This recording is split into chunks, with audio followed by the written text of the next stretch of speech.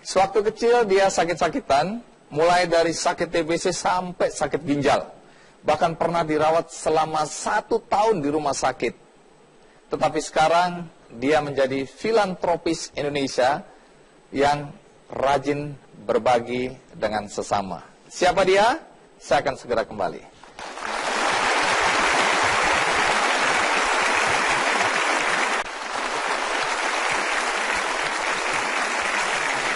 Waktu kecil dia sakit-sakitan, pernah dirawat selama 1 tahun di rumah sakit dan bahkan mengalami depresi. Tapi sekarang orang mengenalnya sebagai seorang filantropis dari Indonesia, Irwan Hidayat. Pak Irwan, terima kasih ya.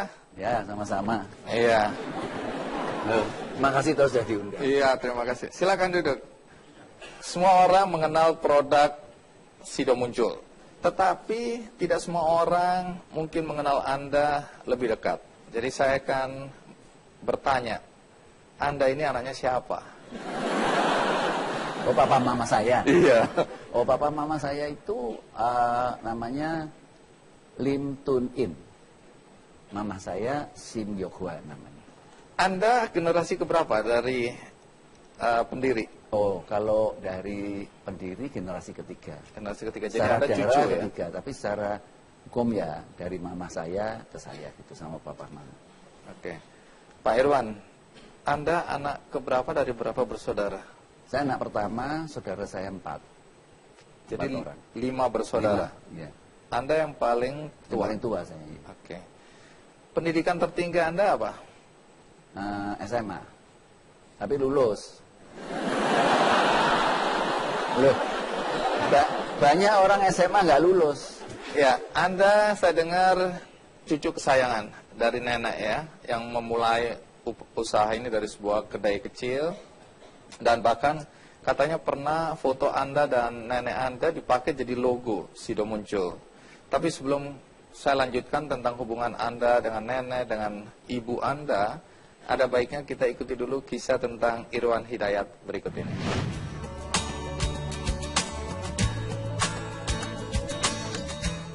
Bagi Anda pencinta jamu tradisional, tentu sudah tak asing lagi ketika melihat brand ini. Ya, Sido Muncul. Namun apakah Anda tahu siapa orang di balik nama besar Sido Muncul ini? Berawal dari sebuah industri rumahan pada tahun 1940-an, seorang ibu bernama Rahmat Sulistyo beserta suaminya memulai usahanya dengan menjual jamu dari olahan rempah-rempah di Yogyakarta. Pada tahun 1951, mereka pindah ke Semarang dan tetap menekuni usaha produksi jamu. Usaha mereka terus berkembang. Selanjutnya, usaha produksi jamu diteruskan sang anak, Desi Sulistyo, dan suaminya, Yahya Hidayat. Dan di tangan Irwan Hidayat inilah, sebagai generasi ketiga, Sido Muncul mengalami kemajuan yang sangat pesat.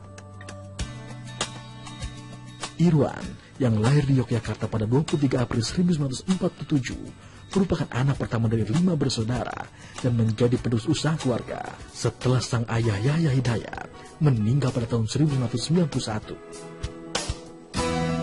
Irwan terus melakukan berbagai terobosan dalam menjalankan sekaligus memimpin perusahaan hingga membawa Sido Muncul sebagai perusahaan jamu yang mampu memasarkan produknya hingga ke mancanegara. Di balik kesuksesan Irwan mengembangkan Sido Muncul, ada sosok sang istri, Sinta Eko Putri Sujarwo. Irwan dan Sinta dikaruniai 3 orang anak. Yang menariknya adalah, di balik sosoknya yang sederhana, Irwan Hidayat bersama Sido Muncul sering melakukan berbagai kegiatan sosial. Dukungan dari sang ibu dan keluarga semakin menguatkan Irwan untuk terus berbagi.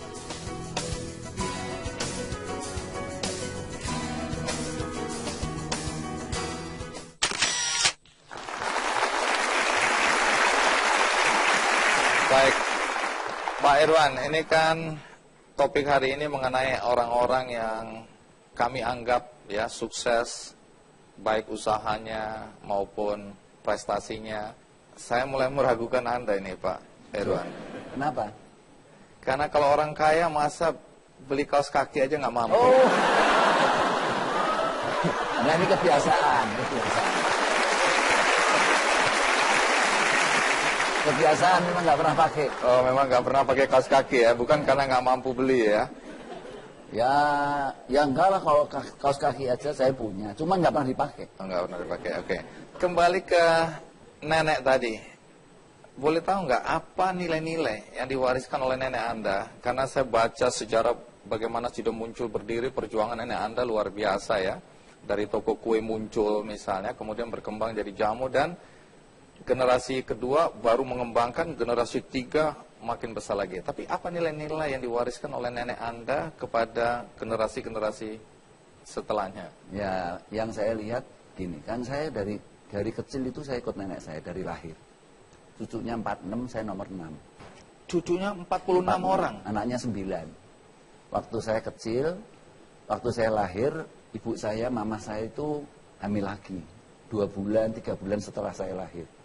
Sakit-sakitan, nggak bisa nyusuin, dan muntah-muntah setiap hari. Nah kemudian, saya sendiri sakit-sakitan.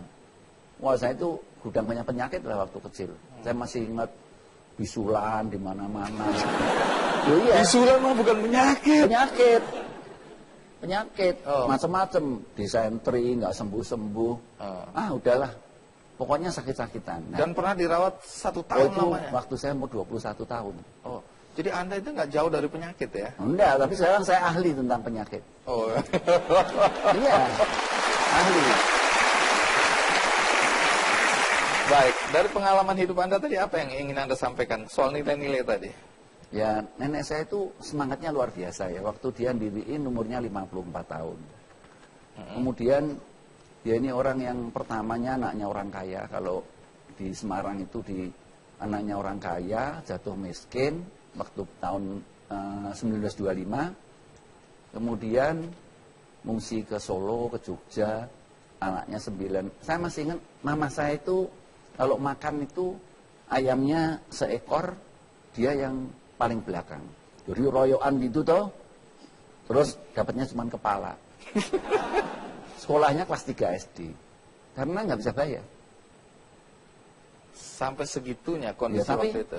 dia orangnya semangat. Umur 54 tahun diriin Sido Muncul. Saya masih ingat kalau waktu kecil, saya kan kepengennya itu makan itu loh, minum es. Setiap kali saya bilang minum es, ntar nanti yang jualan bentar lagi baru datang. Ibu-ibu jualan itu baru beli es. Dan ya Sido Muncul itu kan dimulai dari usaha kecil. Kemudian juga nenek saya juga bukan orang yang berpendidikan baik gitu ya. Ya akhirnya saya lihat orang yang uletnya luar biasa. Jadi dari nenek itu diwariskan semangat untuk pantang berputus asa. Dan tidak Ulet. pernah ngutang nggak bayar nenek saya itu. Kalau Anda? Oh saya apalagi. Oh, Kalau saya utang terus. Saya utang terus. kenapa Anda harus menyelipkan pesan moral di dalam setiap iklan Anda? Ya kalau iklan yang menjual, misalnya memuji diri sendiri, memuji produk sendiri, itu menurut saya kuno. Jadi iklan-iklan yang baik adalah iklan yang bisa memberi benefit kepada orang lain. Jadi semakin banyak benefit itu diberikan, semakin sukses produk. Saya ingin tahu nilai-nilai yang Anda ingin kembangkan di grup Sido Muncul itu apa? Filosofi usaha, kulturnya, Ya, apa? jadi visinya itu tahun 98 nih ya, menjadikan perusahaan kami itu bermanfaat bagi masyarakat dan lingkungan. Nah, visi ini terinspirasi dari Mother Teresa yang mengatakan kalau hidup ini tidak berguna, kalau manusia itu tidak berbuat sesuatu untuk orang lain, hidupnya tidak berguna. Nah, itu saya terapin bagaimana Sido Muncul bisa berguna. Di samping itu, mama saya itu sekarang umurnya 87. Dan sebenarnya duitnya yang saya bagi-bagi itu duitnya mama saya. Nah, Kalau gitu, tunggu dulu. Kalau gitu bagaimana kalau mama Anda aja diundang ke sini? Iya itu, tadi saya mau ngomong itu. Berarti saya salah ini. Enggak, Ya? saya cuma mewakili. Mewakili, ya. Mewakili. Oke. Mama saya selalu pesennya gini. Pengertiannya apa? Pokoknya setiap kali saya ngelakuin katarak, saya ceritain. Terus dia bilang gini, ya benar. Ya sudah, bantuin terus. Jadi kita semangat keluarnya duit. Tapi kita kadang-kadang juga mikir, wah banyak amat. Tapi mama saya mendorong kami. Pokoknya bantuin aja.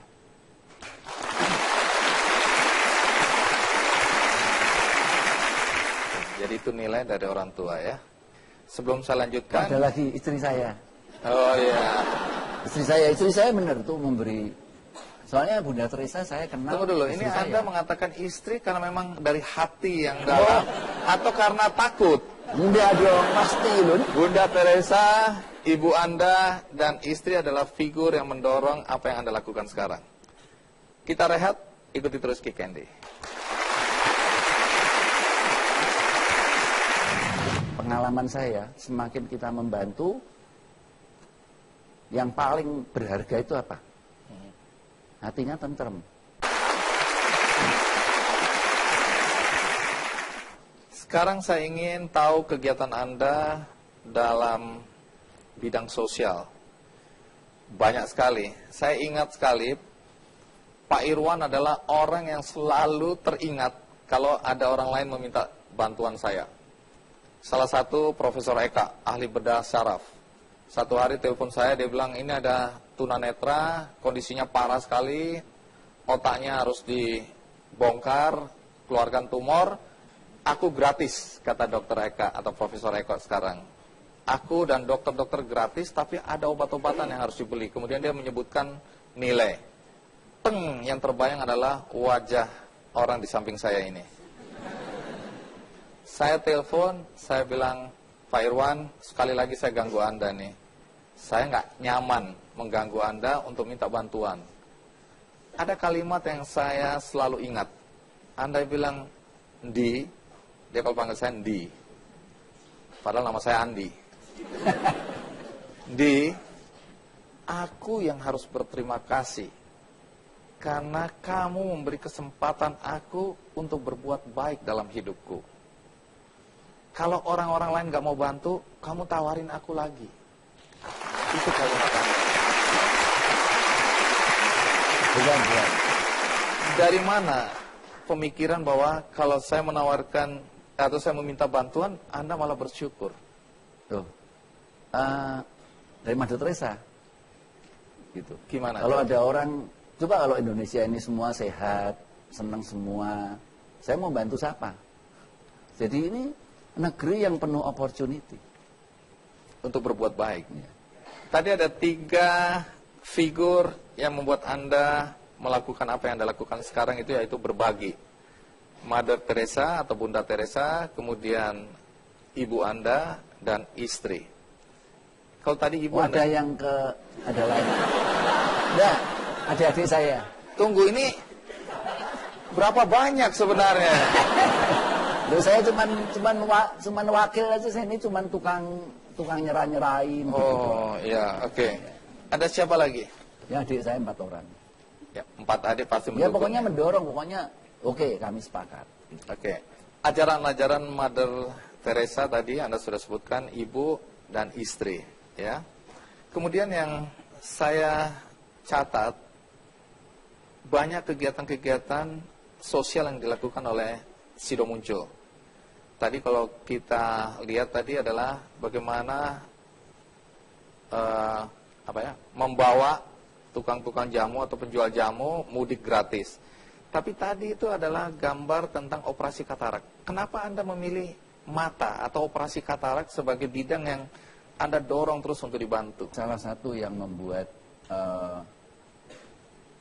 mengambil kesempatan ya untuk melakukan hal tersebut itu sebetulnya saya itu pernah ngalamin sakit. Saya itu tahu rasanya. Orang kalau sakit itu seperti apa. Loh, dokter itu bisa ngobatin tapi nggak ngerti rasanya. Saya akhirnya pinter juga, ngerti saya, simptomnya ngerti. Dan tapi yang paling penting, saya ngerti rasanya orang sakit. Karena Anda pernah merasakannya. Waktu katarak, saya pikir, wah ini orang kalau katarak nggak bisa melihat tuh, orang tuh yang paling penting tuh panca indera. Dan paling diantara semua indera, mata yang paling berharga. Maka itu kalau dia kehilangan itu, sebenarnya dia kehilangan 90% dari hidupnya. Menarik ya, saya selalu ingin tahu tentang apa yang terpikirkan oleh orang-orang seperti Anda ketika berbagi. Banyak orang yang khawatir karena dengan berbagi hartanya akan berkurang.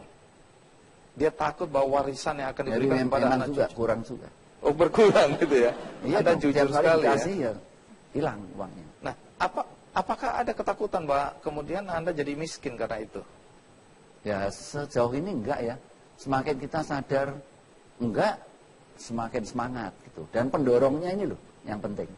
Mama saya, istri saya ini dorong udah bantu aja. Dan yang dibantu kan juga bukan semua. Tapi menurut saya, pengalaman saya, semakin kita membantu, yang paling berharga itu apa? Hatinya tentrem. Itu seperti kalau artis ya, itu seperti kalau kena blitz. Dia seminggu gak kena blitz, wah bingung. Begitu kena tap gitu, waduh, Seger lagi. seger Ya? lagi. Anda kalau Nah. nggak seminggu nggak bantu orang, lemas. Hatinya gak karu-karuan, Setelah bantu, seneng hatinya. Tentrem. Ya, tentrem. Anda termasuk satu dari 48 pahlawan filantropis Indonesia versi majalah Forbes. Apa arti penghargaan semacam itu bagi Anda? Ya malu. Malu, bukannya Yang bangga. saya enggak, itu uangnya mama saya. Bukan uang saya, bukan. Jadi harusnya penghargaan itu diberikan kepada mama Iya. Anda ya. Ya nanti ini ada satu award yang mau diberikan, nanti yang terima mama saya. Saya nggak mau nerima. Anda anak yang berbakti kelihatannya ya. Ya rasanya begitu. Sebelum Tuhan memanggil Anda, apa mimpi yang ingin Anda wujudkan dalam konteks filantropi, berbagi dengan orang? Saya kepingin supaya nanti anak-anak saya, keponakan-keponakan saya, yang 13 orang termasuk anak saya itu, kalau nanti mereka meneruskan Sido Muncul ini, ya jangan dirubah lah visinya itu, berguna bagi masyarakat dan lingkungan. Dan terus membantu. Baik, karena Anda sudah menyebut Hotel Tentrem, jadi Anda ingin membagikan 25 voucher untuk 25 orang menginap 2 malam. Ya. Mari kita ambil 25 nama yang beruntung. 4, 5, 6, 7, Tiros itu. Ini 7. 5 tambah 22. Betul, berarti masih ada 3. Oh masih 3. 25 kan? Eni Setiawati. Iya. Sudah terakhir? Bram, wah ini orang Jogja nginep Tentrem kabeh. Bram UNY. Ini UNJ semua ya. Iya. Ya. Baik, terima kasih Pak Irwan. Ya, Di. Matur nuwun Iya, sangat. Di. Ya. Tepuk tangan untuk Pak Irwan Hidayat. Terima kasih.